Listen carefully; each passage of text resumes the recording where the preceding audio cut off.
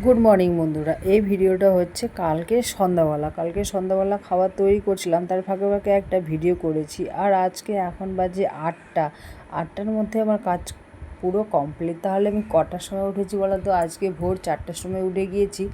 তো উঠে সমস্ত কাজকর্ম রান্নাবান্না সব কিছুই করে নিয়েছি। আর আজকে আমার বরের অফিস যেতে একটুখানি দেরি আছে, তার ফাঁকে ফাঁকে আমি ভাবছি যে ভিডিওটা এডিটিং করলি, কারণ একটু করেই তো আমাকে ভিডিও দিতে হবে।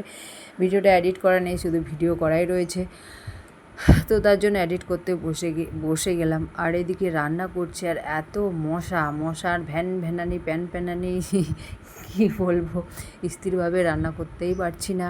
আর আমার মেয়ে প্রচণ্ড পরিমাণে বিরক্ত করাচ্ছে, আজকে এত বিরক্ত করাচ্ছে যে কি বলবো। প্রত্যেকটা দিন সন্ধ্যাবেলার দিকে পড়তে বসাই, তো আর আজকে যেহেতু সন্ধ্যাবেলা না, ওকে পড়তে না বসে আমি রান্না চাপিয়ে দিয়েছি।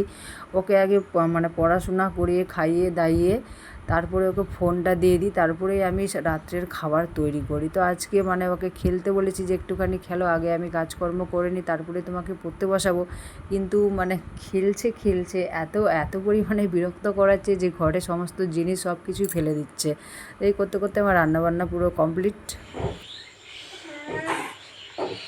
তো এটা হচ্ছে রুটি দিয়ে খাওয়ার জন্য তৈরি করলাম, একদম শুকনোভাবে। এরকমভাবে তৈরি করলে রুটি দিয়ে খেতে কিন্তু খুব সুন্দর লাগে।